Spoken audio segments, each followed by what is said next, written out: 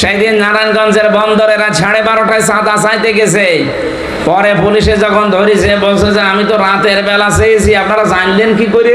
আরে শয়তান, রাতের বেলা। আমি রিমান্ডে দেখেছি ওদের মেশিং উন্নত প্রযুক্তি কি। এখন বাংলাদেশে যারা চালাচ্ছে গোয়েন্দা বিভাগ এত উন্নত, আপনি জানেন? রাতের বেলা রাত 12টা 1টায় চাঁদা চাইতে চান, মনে করছেন কেউ টের পায় না।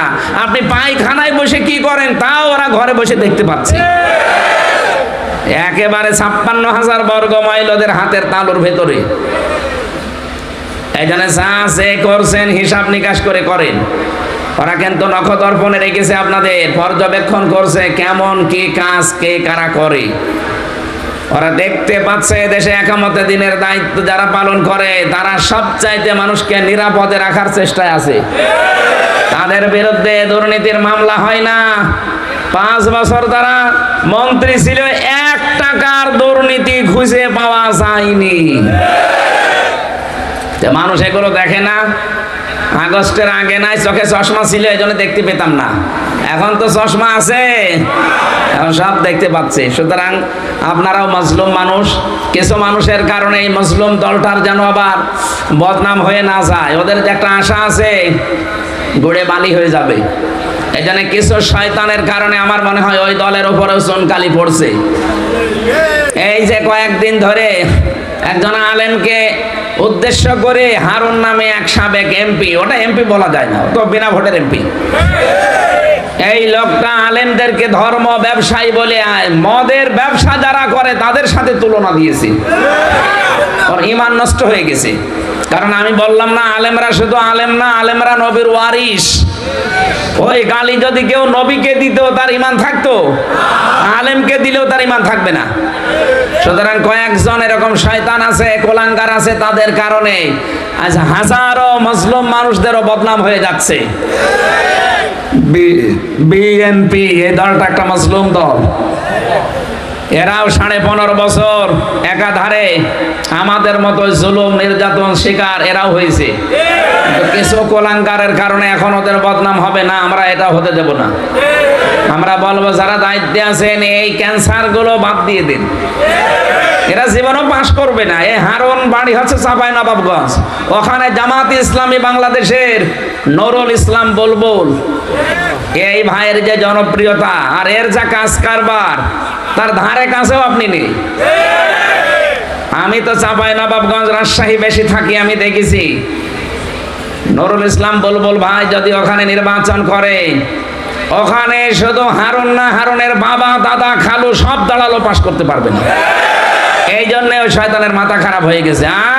এরা স্টেজে এসে কোরআনের নামে রাজনীতি করে। আরে কোরআনের রাজনীতি থাকলে আমরা করব কি?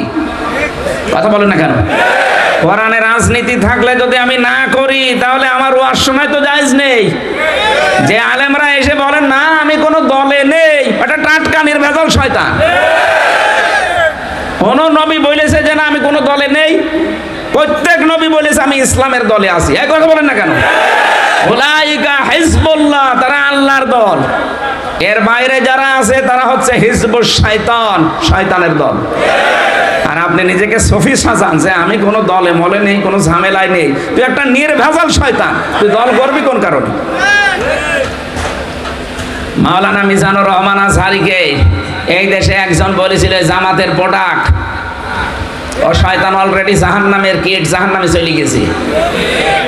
কে? সাবেক প্রতিমন্ত্রী ছিল আব্দুল্লাহ, তো জাহান্নামের কিট না?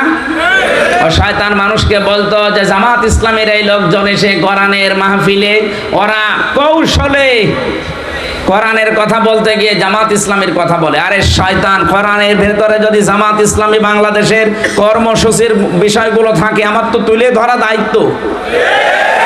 যদি আপনার কর্মসূচি থাকে দেন, আমি কোরআন দিয়ে মিলাতে পারলে আপনারটা তুলে ধরি।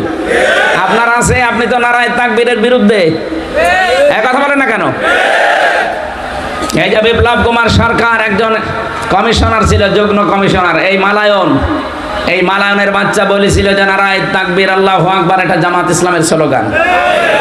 এটা যদি এই কথা বলে আর এই দেশের 96% মুসলমান, কিছুই বললেন না আপনি এই মালায়নকে। মালাউন মানে কি? অভিশপ্ত। এই অভিশপ্ত আল্লাহর নাম যারা উচ্চারণ করে তাদের জামাত ইসলামী বাংলাদেশ নাম দিয়ে দেয়। আমরা চাই এই দেশ যখন সংস্কার হচ্ছে ৯৬% মুসলমানের জাতীয় স্লোগান হওয়া দরকার, লিল্লাহে তাকবীর। বলেন লিল্লাহে তাকবীর। সব বাংলা বাদ, কিসের জয় বাংলা, কিসের জয় ঠাকুর, সব বাদ। এখন আমাদের ৯৬% মুসলমানের জাতীয় স্লোগান হবে, জবান খুলে একটা স্লোগান দেন, লিল্লাহে তাকবীর।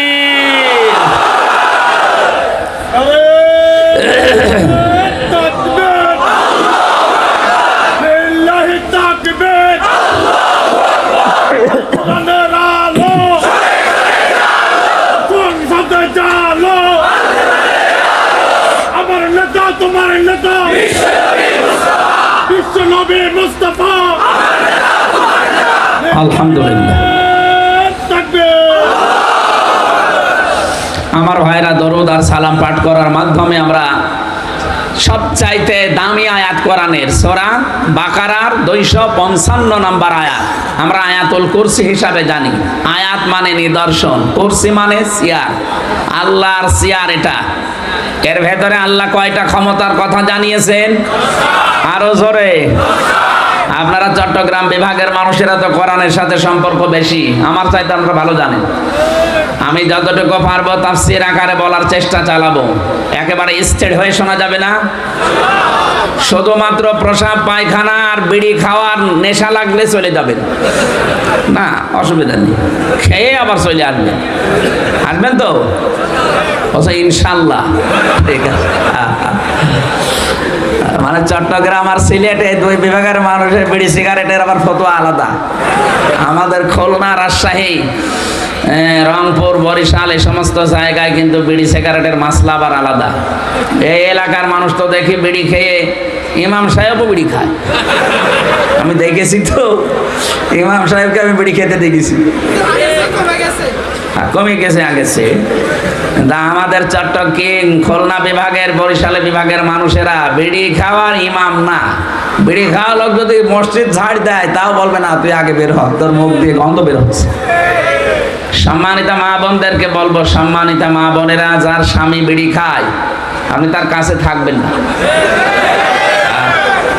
ওই শয়তান থাকে কোন জায়গায় আমরা দেখবো, শেষে এমনি বিড়ি ছেড়ে দেবে। আশা করে ছেড়ে দেবেন। ভাই ও কি জিনিস দিয়ে বানায় আমরা তো জানি। আমি আকিস গ্রুপে চাকরি করি। আকিস নাম শোনেননি? বিড়ি, আকিস বিড়ি। বিড়ি যদিও এখন আর বানায় না, এখন খাবার বানায়। আমি ওদের আদ্দিন মসজিদের খতিব ঢাকাতে,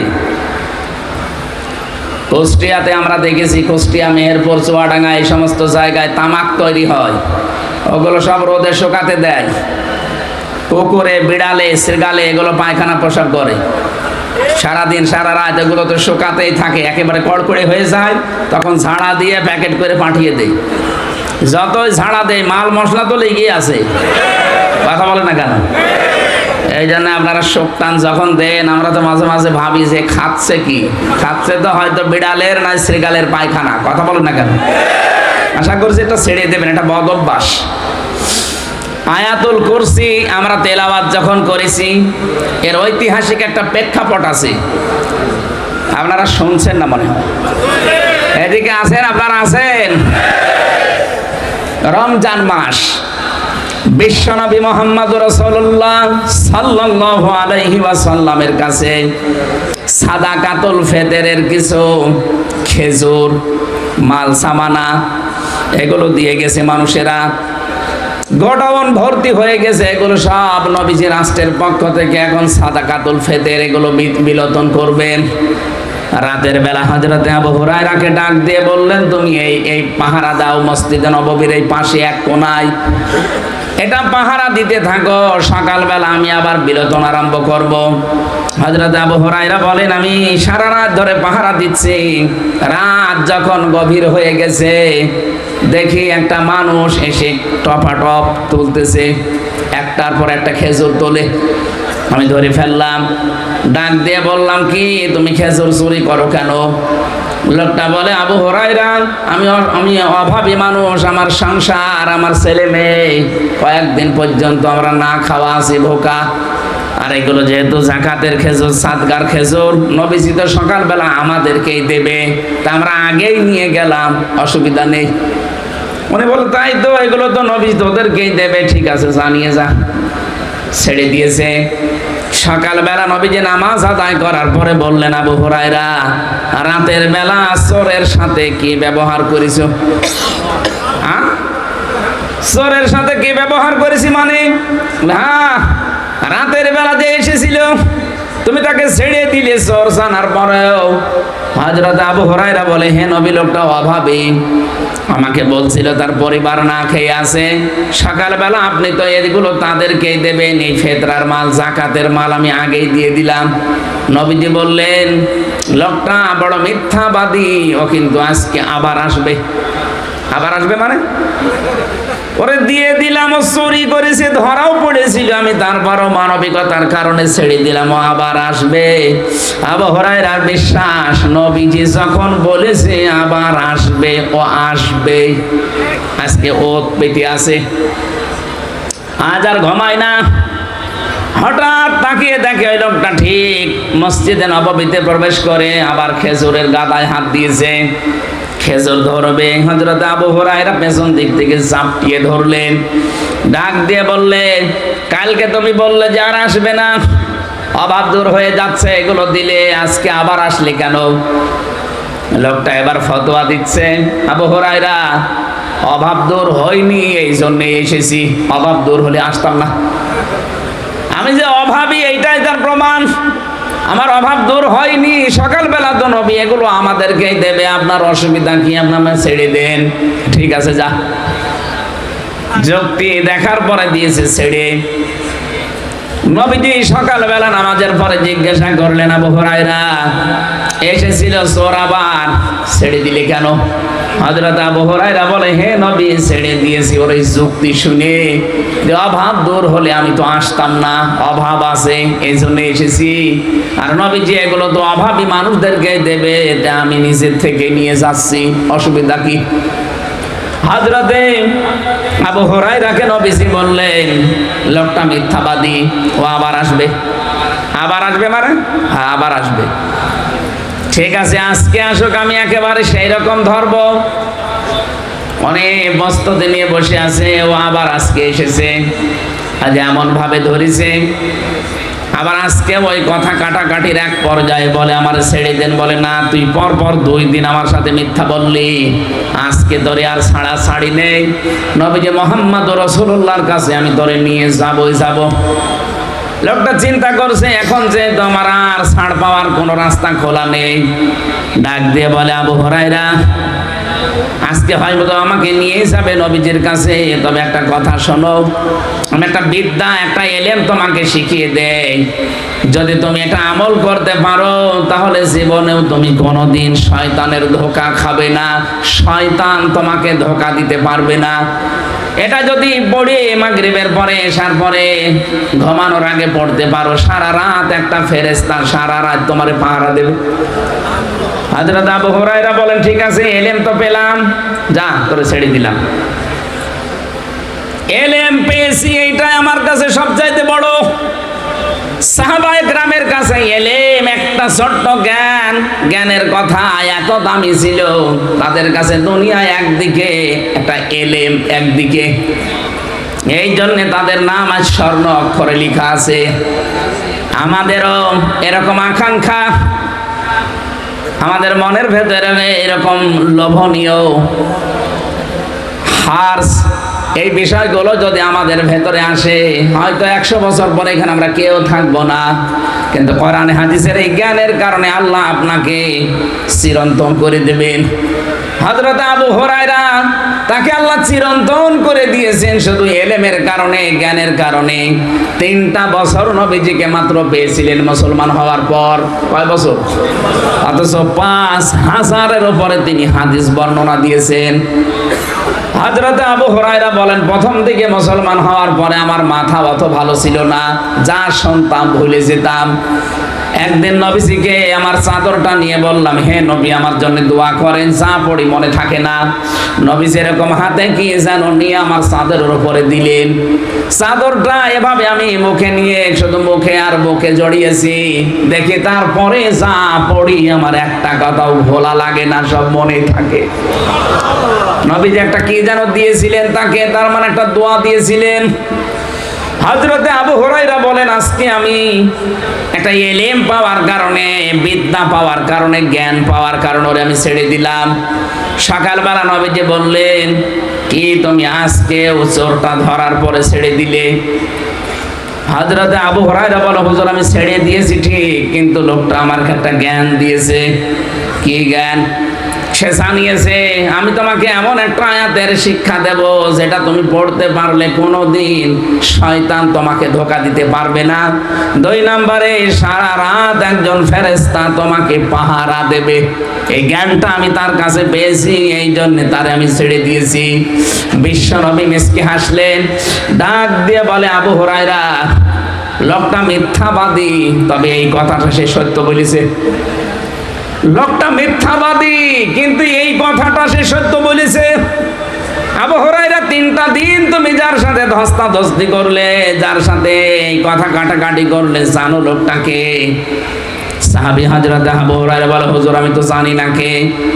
নবীজি বললেন, সে কিন্তু শয়তান। কি বলেন বলেন? হযরত আবু হুরায়রা বলে, হে নবী শয়তান আমার সাথে আচরণ করলো? বলে হ্যাঁ, ও মানুষের রূপ ধরে এসে তোমাকে ধোঁকা দিয়ে বোকা বানাতে চেয়েছিল। 3 দিনের পরে যখন আমার সামনে নিয়ে আসতে চেয়েছো, ওর আসল রূপ ফাঁস হয়ে যাবে, এই জন্য তোমার এই বিদ্যার শিক্ষাটা দিয়ে পালিয়েছে। তাহলে এখান থেকে আমরা একটা ঐতিহাসিক প্রেক্ষাপট পেয়েছি।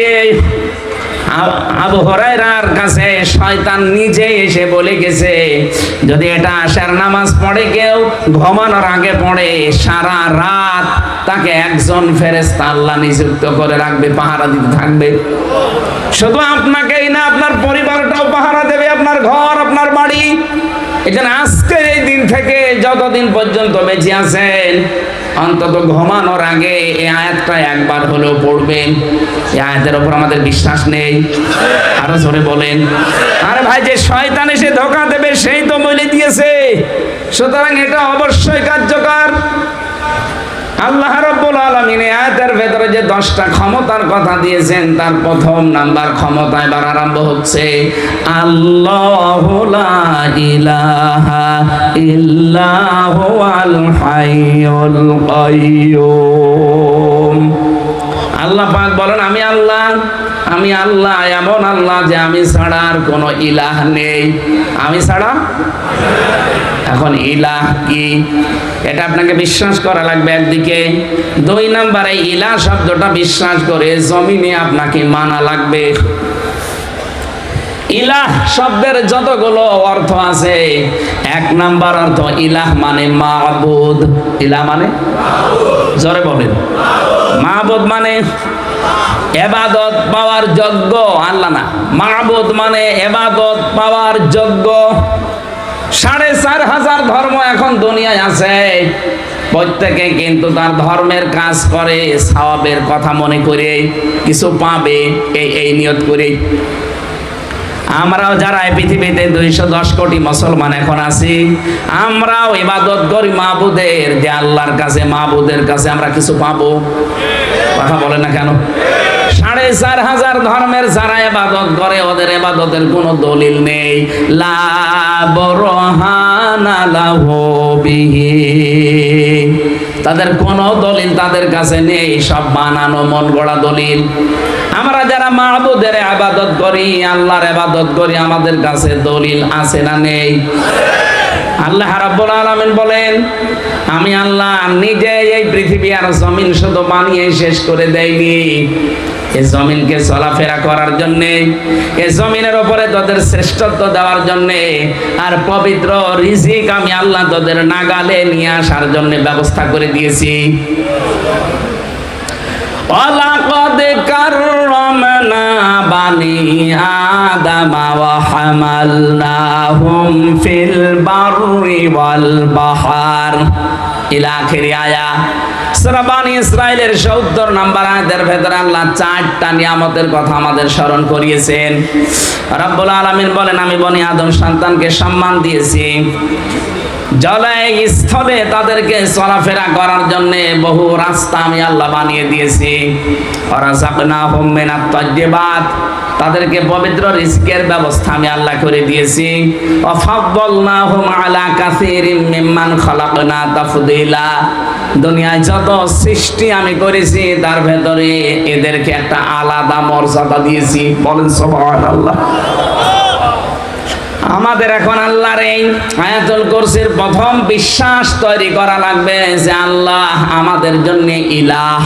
ইলাহ মানে মাহবুদ, মাহবুদ মানে ইবাদত পাওয়ার যোগ্য, ইবাদত পাওয়ার যোগ্য আল্লাহ ছাড়া আর কেউ। ওই জামানার মুসলমানেরা আমরা দেখতাম, আমরা শুনেছি ইতিহাসের পাতায়, হাদিসের পাতায় পড়েছি, তারা আল্লাহকে একজন আছে কথা বিশ্বাস করত, কিন্তু এর পাশাপাশি তারা ইবাদতের জন্য ছুটে যেত বিভিন্ন জায়গায়। হয়তো দরগায় যেত, দরগায় যায় না মানুষ এখন, কথা বলেন না কেন? অথবা কোনো পুরোহিতের কাছে যেত, ঠাকুরের কাছে, ধর্মগুরুর কাছে। রব্বুল আলামিন বলেন, ওই জামানার ধর্মগুরু যারা, ঠাকুর যারা, ওদের পূর্বপুরুষ যারা ধর্মীয় অনুষ্ঠানগুলো যারা পরিচালনা করতো, ওদেরকে তারা বিধানদাতা, হুকুমদাতা, রব হিসাবে মেনে নিয়েছিল। ইন্না কাসীরাম মিনাল আহবারি ওয়ার রুহবানি লা ইয়াকুলুনা আমওয়ালান নাসি বিল বাতিল ওয়া ইয়াসুদ্দুনা আন সাবিলিল্লাহ। সূরা তাওবার ভেতরে আছে, আল্লাহ বলেন, হে ঈমানদারেরা, তোমাদের আহবার এবং রহবাররা, এখানে আল্লাহ 2টা শ্রেণীর কথা দিয়েছেন। এক নম্বরে তোমাদের সন্ন্যাসী যারা, পীর পুরোহিত যারা, ঠাকুর যারা, ধর্মগুরু যারা, এই মানুষগুলো অন্যায়ভাবে বাতিল পন্থায় তোমাদের কাছে টাকা পয়সা উপায় করে খায়। এটা আমার মনে হয় 1500 বছর আগে না, এই মাত্র বাংলাদেশে নাজিল হলো। এই আজটা এখন সারা বাংলাদেশের জন্য একভাবে প্রযোজ্য। 48,000-এর উপরে এখন এই দেশে পীর, তাও সরকারি জরিপে। আপনি একটা দরবার দেখান যে দরবার থেকে ইসলাম কায়েমের কোনো কথা এই দেশে আসে, একটা দরবার দেখান। সব দরবারের টার্গেট এইটা, কি করে জনগণের মাল, মানুষের অর্থ সম্পদ ফাঁকি দিয়ে অন্যায় ভাবে খাওয়া যায়, তাদেরকে ধোঁকা দিয়ে বোকা বানিয়ে উল্টা পাল্টা করে মাল খাওয়ার ধান্দায় আছে। ও বাংলার জনগণ, টাকা পয়সা কোথায় খরচ করবেন? আল্লাহ পাক নিজে এর লিমিট তৈরি করে দিয়েছেন, সিরিয়াল তৈরি করে দিয়েছেন, আল্লাহ নিজে এ কর্মসূচি তৈরি করে দিয়েছেন, নিজে তালিকা বানিয়ে দিয়েছেন যে এখানে এখানে এখানে এখানে এখানে দিবি। সূরা বাকারা 2 নম্বর পারা 12 নম্বর পৃষ্ঠা 13 নম্বর লাইনের 215 নম্বর আয়াতের ভেতরে আছে, ইয়াসআলুনাকা মাযা ইউনফিকুন কুল মা আনফাকতুম মিন খায়রিন ফালিল ওয়ালিদাইনি ওয়াল আকরাবিন ইলা আখির আয়াত। রব্বুল আলামিন বলেন, নবী, মানুষেরা যদি প্রশ্ন করে যে টাকা পয়সা খরচ করব কোথায়, আপনি বলেন ভালো ভালো কাজে খরচ করবা। আর দুনিয়ায় সবচাইতে বড় ভালো কাজ মা বাবার পেছনে ব্যয় করা। সুবহানাল্লাহ বলতে পারেন না? যে পীরকে আপনি পীর বলে মেনে চলেন, ওটাকে আপনার মা বাবা। কোন কারণে সিরিয়াল ভঙ্গ করলেন আপনি?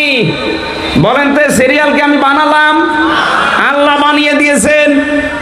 আল্লাহ পাক বলেন, ফালিল ওয়ালিদাইনি, প্রথম নম্বরে তোর সম্পদ মাল ব্যয় হবে তোর মা বাবার জন্য।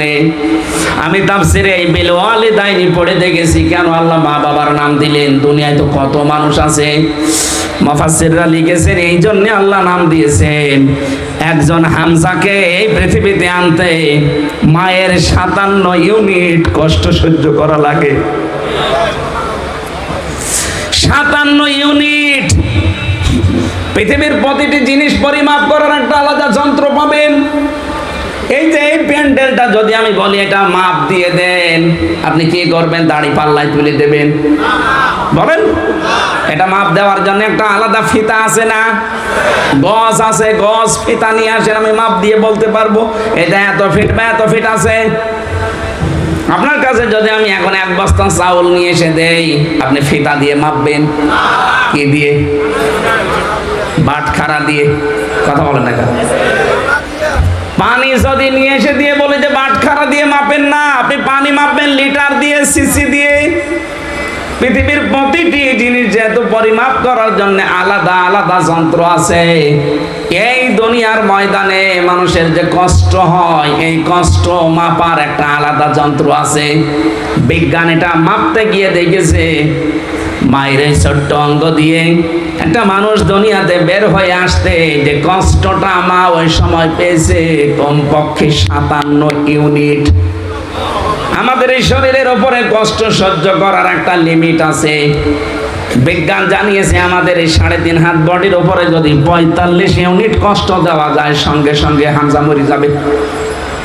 যত শক্তিশালী মানুষ হোক, 45 ইউনিটের উপরে কষ্ট দিলে সে আর দুনিয়ায় বাঁচবে না, মরে যাবে, কারণ এর সহ্যের বাইরে চলে যাবে। কিন্তু মা আমার মুখ দেখতে গিয়ে দুনিয়ায় কমপক্ষে 57 ইউনিট কষ্ট সহ্য করেছে। এই জন্য আল্লাহ জানিয়েছেন পৃথিবীর মানুষেরা খবরদার এই মায়ের সাথে যেন বিয়াদবি না হয়। দুনিয়ায় আর যাই হোক, অন্তত মা বাবার সাথে যেন বিয়াদবি করবা না। মা বাবার খুশির কারণে যদি বউ ছেড়ে দেওয়া লাগে, জায়েজ আছে কি? খুশি বলতে একেবারে অবৈধ খুশি না। তারা যদি কোনো শরীয়ত বিরোধী কাজ বর ভেতরে দেখে, বলে না এই বউ নিয়ে সংসার করলে তো